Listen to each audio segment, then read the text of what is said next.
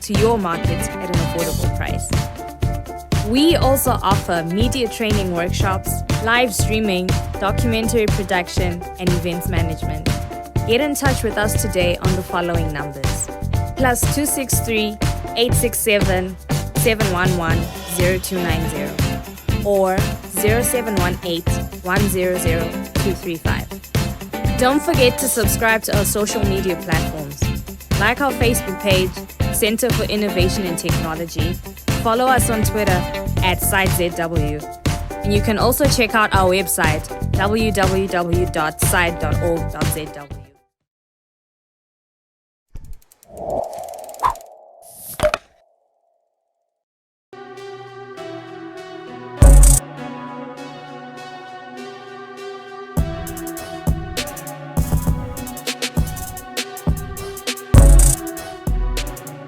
Welcome to Know Your Rights. My name is Brighton. Ncube. Today on the show, we're focusing on the rights of women as embedded in our Constitution as well as the Bill of Rights. Today, I'm joined by Great Zimbabwe law students Cebolwenkosi, Sibanda, as well as Brighton, Robi from Great Zimbabwe. Comrades, welcome to the show. Thank you. Right, let's focus on the rights of women. What does our culture say about the rights of women vis-a-vis to the Constitution? Okay, the question, maybe if we can get it, the culture, yes. In what context? Our culture, tradition, umama supposed to khangela abantwana, supposed to hlala endlini, supposed to do the chores, vis-a-vis what the Constitution says. Okay, like I've always said, we operate under a transformative constitutionalism, which means in this kind of constitutional dispensation, women have a terrain to be emancipated, to seize opportunities in all spheres generally. It can be politics, it can be economics, it can be labor, it can be education. So anyway, our constitution has moved us from that kind of mentality of saying, as a matter of culture, a woman is expected to stay at home, do the house chores and all those other duties. They now have a space in all those areas, equal space rather, as a matter of comparison to their male counterparts. Okay. So just to bring you to the show, we have seen SRC maybe during elections as government universities, whereby the girl child wants to participate in elections, but they are sidelined to know she's a girl. Even in our national elections, we have seen women trying to run for election, run for office, but they've been sidelined because she is a woman. What's your take on that? Well, I think as Africans, we are still embracing our culture. If you look at our culture, we are sticking to the notion that a woman's place is in the kitchen. And that mentality hasn't left us. When you look at the male counterpart, they still have that mentality that a woman cannot make it. And they still sideline her to the extent that they can't, abafuni kulidwa ngumuntu ongumfazi. Yeah. Kuyabe kungani kumbe kuba yehlisela isithunzi, kuyabe emasculator and all that. Yeah. And this is the same thing enzakalayo when you come to the SRC elections and everything. They still have that mentality. You can't see a guy voting for umfazi because they still think umfazi has to be in the kitchen. But also bringing Europe to the show, the issue of armor violations based on umama, they struggle to report these issues because they are reporting to men. The men abuse them. So if I'm a woman, my rights are being violated, I struggle to go out there because I was safe to go out there and report. Even if when a woman is abused, men do those violations, they seem mangane, but they have an impact to the livelihood of a mom. Also take on that in terms of the Constitution and... Okay, just to aid you on what my co-counsel has already said here. The problem is we are conditioned, or as a society, with our own ideal of what a woman should do, what a woman should be like, right? So it is the women in our society, we don't want to move away from that kind of traditional mentality. However, I must say that we believe that times have moved, we have changed, times have changed, and it's about time that women should do away with that kind of mentality, like my colleague put it, of saying that or believing that a woman's space is in the kitchen. A woman can do, has the capacity and the ability to do what men can do. They can lead in the political spheres if they embrace the opportunity which the Constitution provides them, right? They can be political and business leaders. They can even do what men can do. So there are practices that I feel like if as long as we embrace them, women will always be sabotaged.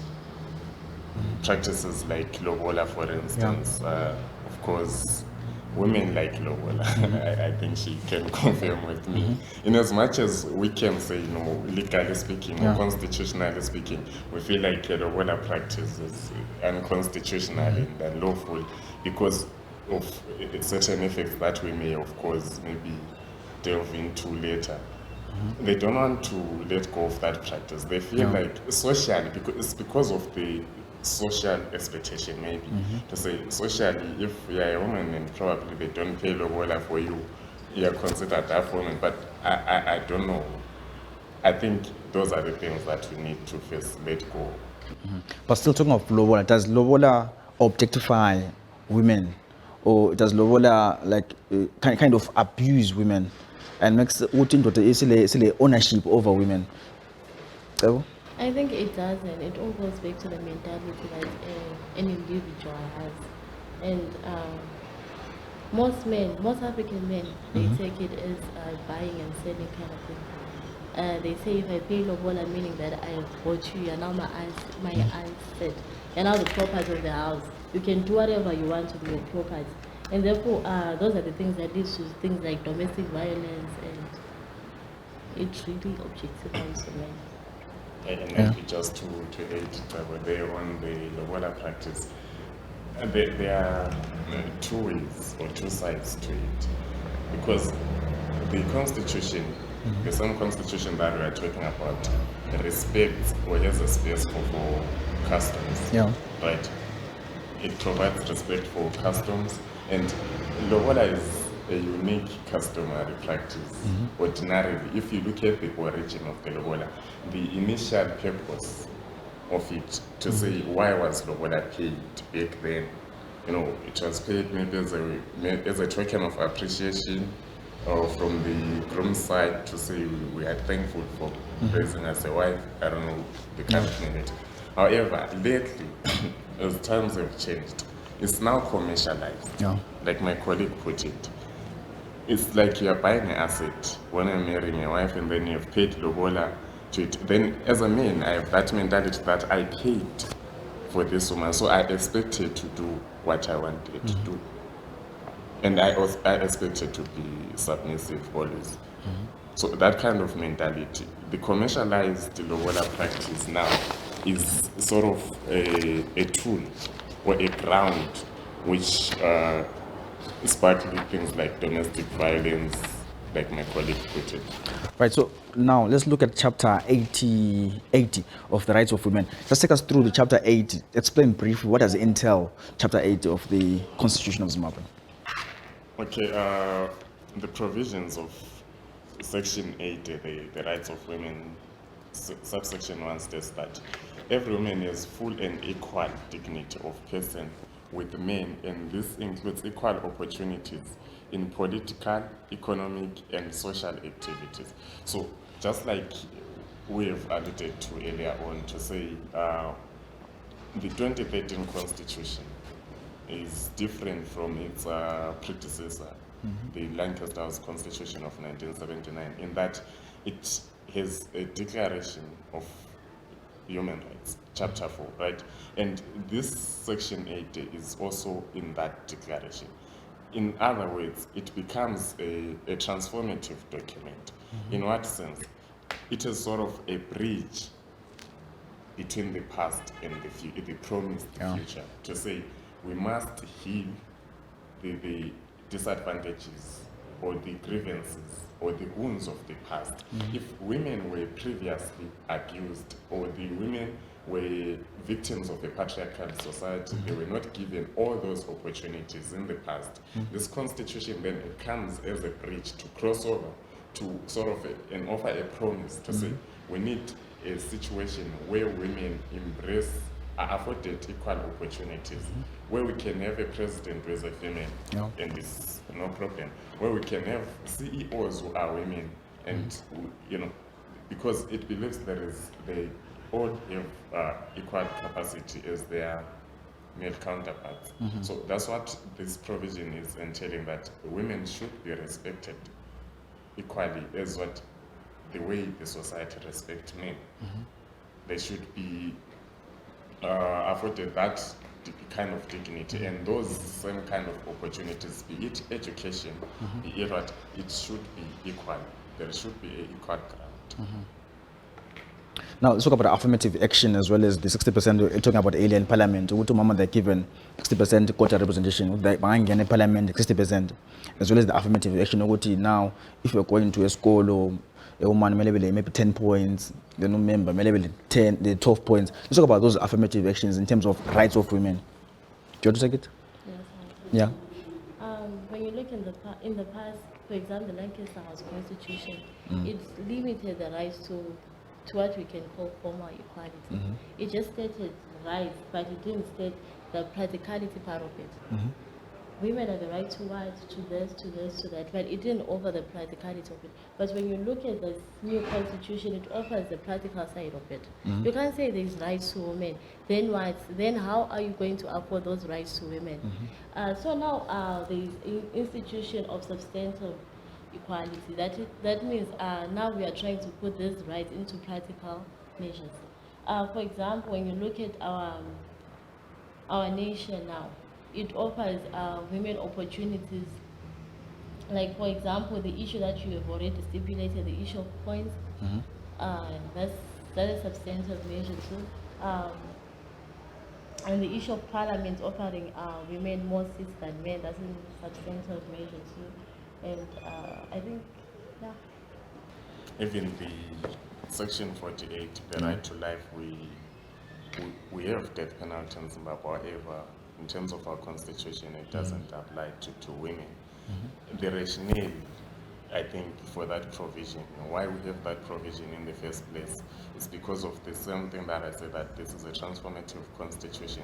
It's a way of bridging the gap that is there between men, and because we are simply saying we are commencing on what, on an uneven ground, on unequal scales, to say as we are starting, women have been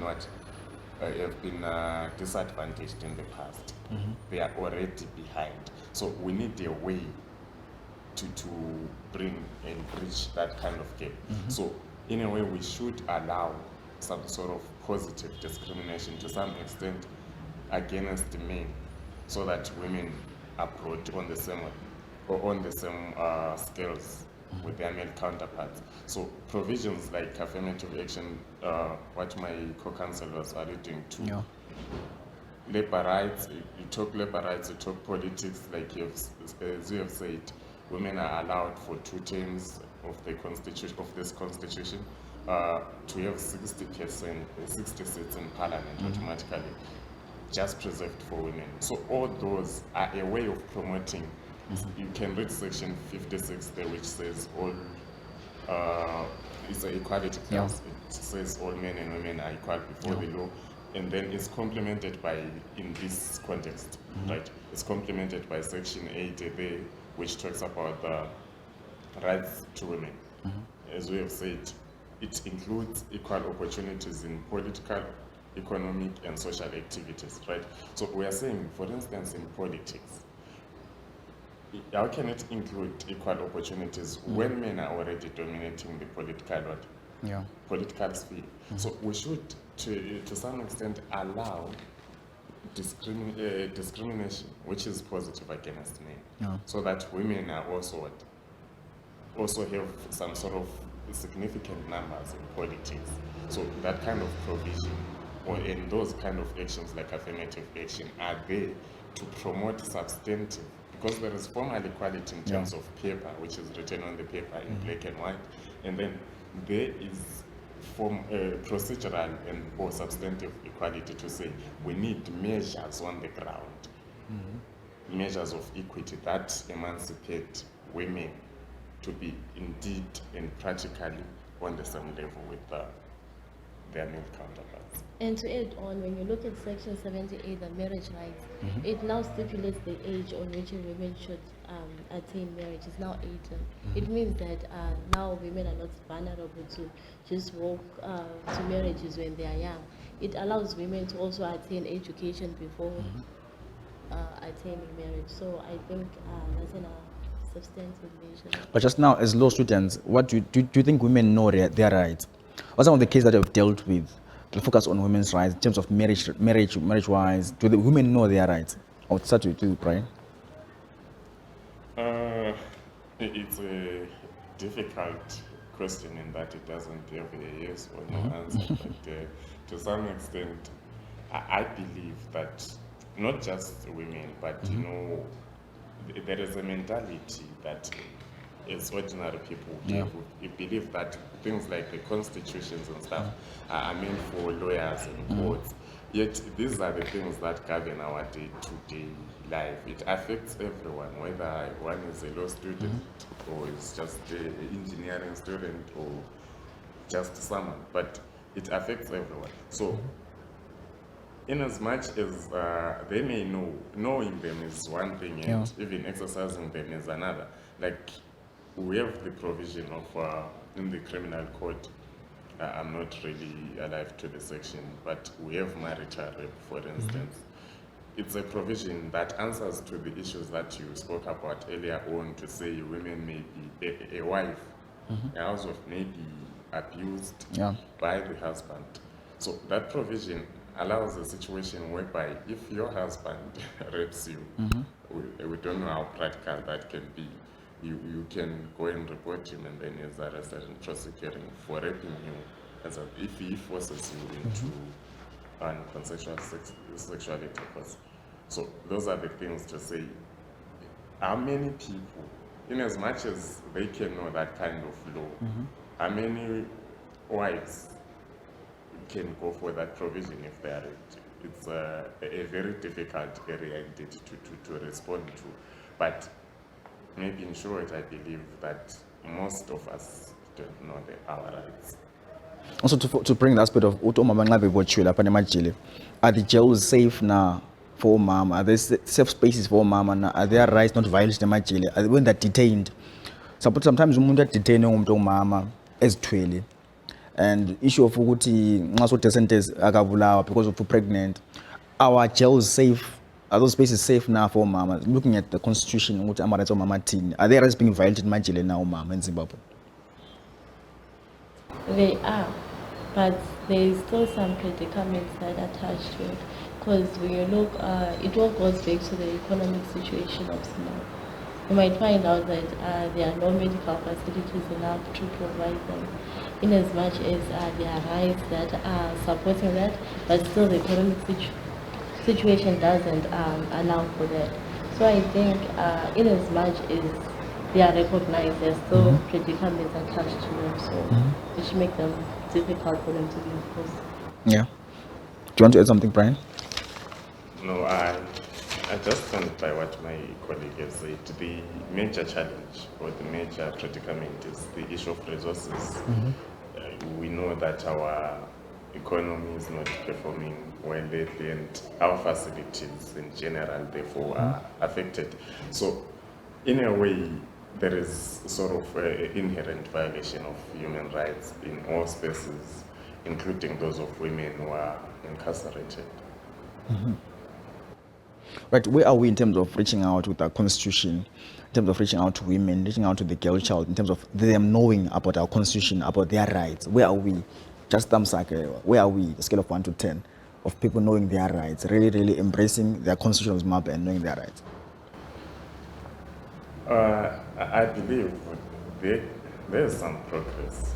I mean, we have quite a number of institutions, legal institutions like Ziwala, Zimbabwe Women Lawyers Association, we have Zimbabwe Lawyers for Human Rights and all those institutions, legal resources foundations, I believe they are doing enough, to get on the ground and then spread awareness on the rights that are in place, on the liberties and entitlements that girl children and women and even any ordinary person has. I believe the Zimbabwe Lawyers for Human Rights just this past weekend was in Pomola Halls carrying that kind of campaign. So in terms of campaign and disseminating knowledge, I believe we are making progress. Then now if we bring it back to our society, I'm a woman, I'm married now. There's what we call into the submit before your husband. And there's our constitution that says 50-50 representation. We're all equally here. And then your husband says, submit to me. Your church says, submit to me. And then now, versus our constitution, doesn't that leave a loophole for women to be violated somehow? Cebo? I think it does, and it's some of those things that make it really difficult for these rights to be enforced.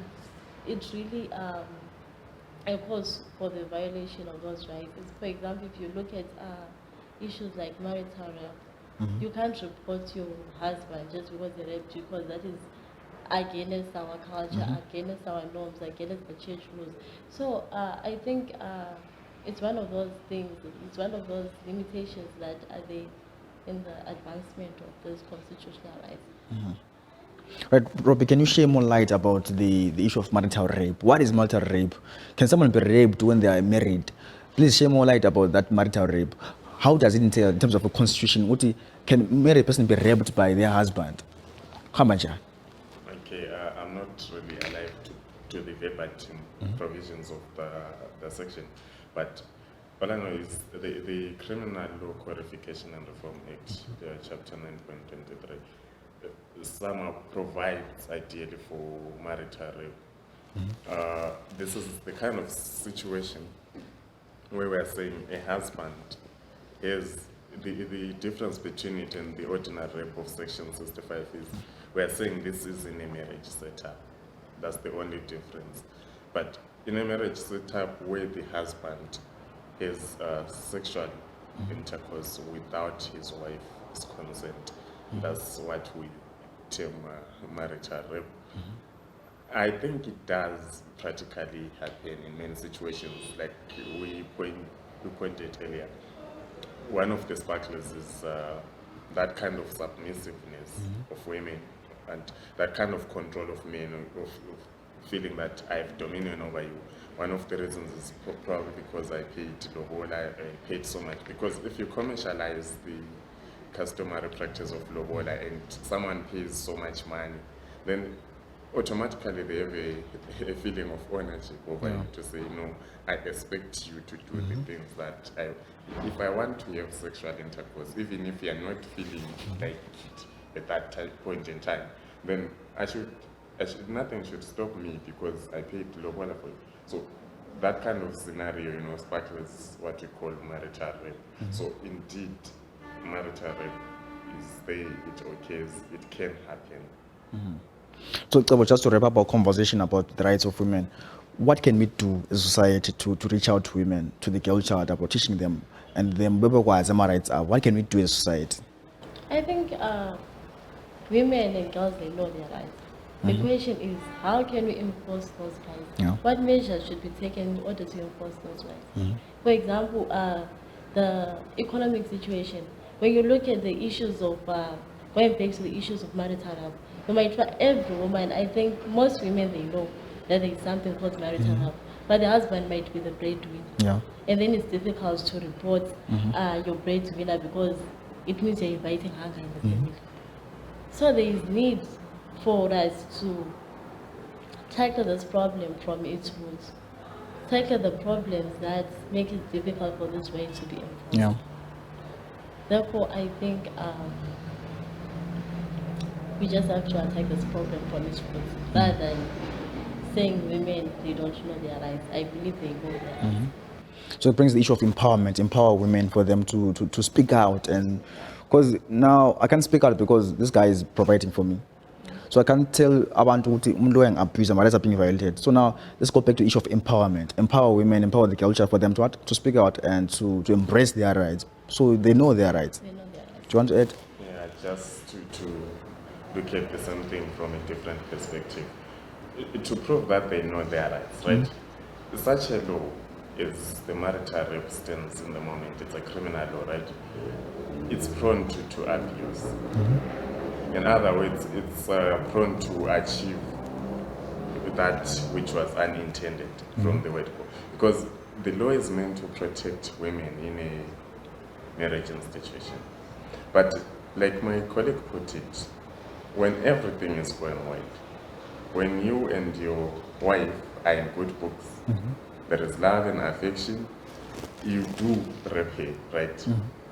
She can't report you because she knows you are the breadwinner and all, right?